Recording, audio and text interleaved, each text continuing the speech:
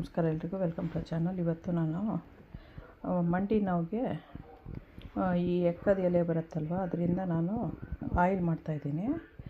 Last time ನೀರಲ್ಲಿ ಹಾಕಿ ಮಾಡೋದು ತೋರಿಸಿದ್ದೆ. 2 ಸಿಕ್ಕಿದೆ ನನಗಷ್ಟೇ. ಇದರಿಂದ ಅದು ಒಂದು ದೇವಸ್ಥಾನದಲ್ಲಿ ಹಾಕಿದ್ರು, ಅಲ್ಲಿಂದ ತೊಗೊಂಬಂದೆ. ಇಲ್ಲಿ ಬೇರೆ ಎಲ್ಲಿ ಸಿಕ್ಕತ್ತೋ ನಂಗೆ ಗೊತ್ತಿಲ್ಲ. ಇದನ್ನ ಇವಾಗ ಕಟ್ ಮಾಡಿಬಿಟ್ಟು ಈ ಪಾತ್ರೆಯಲ್ಲಿ ಹಾಕ್ತೀನಿ. ಆಮೇಲೆ ಒಂದು ಸ್ವಲ್ಪ ಆಲಿವ್ ಆಯಿಲು, ಒಂದು ಸ್ವಲ್ಪ ಸಸಮಿ ಆಯಿಲು, ಇದಿಷ್ಟು ಹಾಕ್ಬಿಟ್ಟು ಸ್ವಲ್ಪ ಕಾಯಿಸಿ ಆಮೇಲೆ ಮಂಡಿ ನೋವಿಗೆ ಹಚ್ಕೋಬೋದು.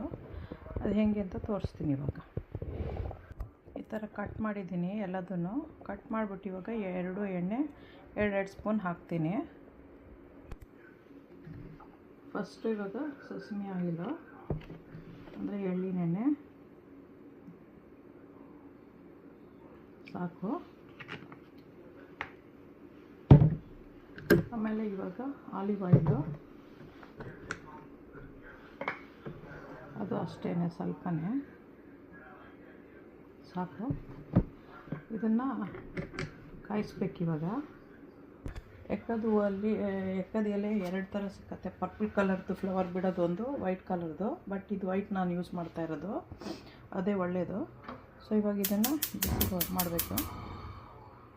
ಚೆನ್ನಾಗಿ ಬಿಸಿ ಆದಮೇಲೆ ಕಾಲಿಗೆ ಸ್ವಲ್ಪ ತಣ್ಣಕ್ಕಾದ್ಮೇಲೆ ಹಚ್ಚಿ ಮಸಾಜ್ ಮಾಡ್ಕೋಬೋದು. ಕಾಲು ನೋವು ಹೋಗುತ್ತೆ.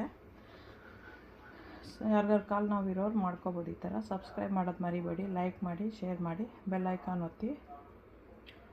Don't forget to subscribe, like, share, press the bell icon. I have added 2 different kind of oils. One is sesame oil, the other one is olive oil. To that I have added 2 leaves.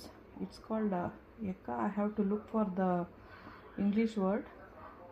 So that leaf I just got it from the temple. Here I have not seen growing, so I don't know, somebody might have bought it to the temple. From there I bought it. So I have added these 2 and I have to boil the oil. Then after it cools down, we have to apply on the knee for the knee pain. Don't forget to subscribe, share it with others. Thanks for watching. Don't forget to press the bell icon also. If you are new to the channel, please subscribe the channel.